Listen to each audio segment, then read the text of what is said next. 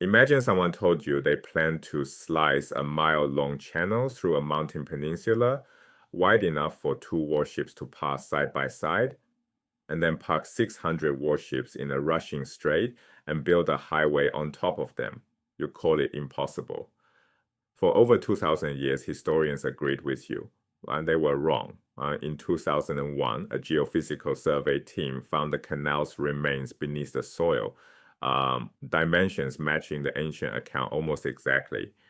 This is the story of how one king tried to reshape geography itself. To understand how they did it, we need to understand why they had to. In 492 BC, Darius, Xerxes' father, sent a Persian fleet south along the Thracian coast toward Greece. To reach its target, the fleet had to round Mount Athos, a rocky cape at the tip of the Chalkidiki Peninsula. A storm hit, 300 ships lost, 20,000 men drowned. That disaster shaped everything. When Xerxes launched his own invasion a decade later, he faced two problems. Get his fleet past Athos without rounding the deadly cape, move the largest army the ancient world had ever seen across the Hellespont, the mile-wide strait separating Asia from Europe. His solution: don't go around the mountain, go through it, don't ferry across the strait, walk across it. Xerxes appointed Artaxerxes, reportedly the tallest man in the Persian Empire, to oversee the canal. The task: cut a channel 1.25 miles long through the narrowest neck of the Athos Peninsula. The terrain rose 50 feet at its center. The channel needed 80 to 100 feet of width at the top, room for two triremes to pass. A trireme was the standard warship of the era, 3 banks of oars, roughly 120 feet long. Laborers arrived from across the empire, organized by satrapy, each satrapy being an administrative province, and rotated through relay rest camps to prevent exhaustion. Phoenician engineers from the Levant directed the most critical sections, bringing decades of harbor building expertise. The Phoenicians understood something the other crews did not. They cut their section wider at the top and sloped the walls inward, a trapezoidal cross-section stable in loose earth. The bottom stayed the required width for ship passage. Other national crews dug straight down from the prescribed top width, vertical walls in sand and clay. The result was inevitable. Walls collapsed inward, filling the channel with rubble. Those sections required complete re-excavation, double the labor. One engineering detail separated professionals from amateurs. The Hellespont demanded different engineering. A pontoon bridge, a bridge resting on floating vessels instead of fixed supports. Xerxes built 2, running parallel across the mile-wide strait. Each bridge used over 300 warships, triremes and penteconters, smaller 50-oared galleys, anchored bow and stern against the current. Crews stretched papyrus cables made in Egypt across every deck and fastened them to massive shore posts using winch mechanisms on both coasts. On top of the cables, a layer of brushwood. On top of the brushwood, packed earth, a functional road. Wicker screens lined both edges so horses couldn't see the water and panic. Gaps in the ship line let merchant vessels pass through. One bridge carried the army, the other carried baggage and animals. The first bridges were completed. A Greek engineer from Ionia even erected a stone plaque at the site, taking personal credit, a distinctly Greek gesture of individual pride within a Persian imperial project.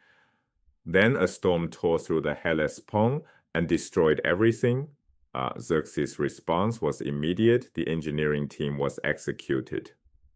Ancient accounts add that he ordered the strait itself whipped with chains and branded with hot irons, punishment for the water's defiance.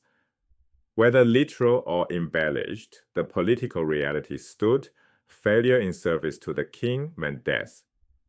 A replacement crew rebuilt both bridges under brutal time pressure and succeeded. The army crossed in a continuous march lasting 7 days and 7 nights. The canal was used once for the invasion fleet, then abandoned, sediment filled it. Within centuries, even ancient writers doubted it existed. By the 20th century, mainstream scholars dismissed it as propaganda, Xerxes showing off, Herodotus exaggerating. The standard rebuttal: Xerxes could have dragged ships over land across the narrow neck, a technique Greeks used routinely, no canal necessary. Then in 2001, a British-Greek geological team deployed seismic survey equipment, a method that maps underground structures using sound waves without excavation across the isthmus. Beneath the surface, the unmistakable signature of a massive artificial cutting, 80 to 100 feet wide at the top, tapering downward, reaching below sea level. The dimensions matched Herodotus almost exactly. The path ran through compacted sand, clay, and gravel, no bedrock. The Persians conducted advanced geological sampling and chose the optimal route before a single shovel hit the ground. Both projects served dual purposes. The canal avoided the cape that wrecked Darius's fleet. The bridges moved over 100,000 troops across the strait in days rather than weeks. Military logic, sound and sufficient, but both were also designed to terrify. Xerxes could have dragged ships overland. He could have ferried troops. He chose the more dramatic option each time.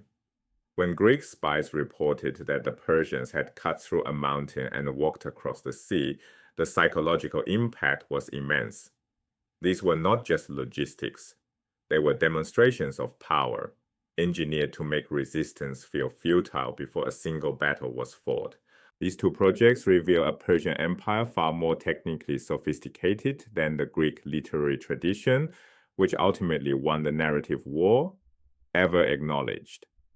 Advanced geological surveying to find a bedrock-free route, Phoenician slope engineering from decades of harbor construction, multinational labor management with relay rest systems, Egyptian papyrus cable production at industrial scale, winch and anchor systems calibrated to hold against the Hellespont's current.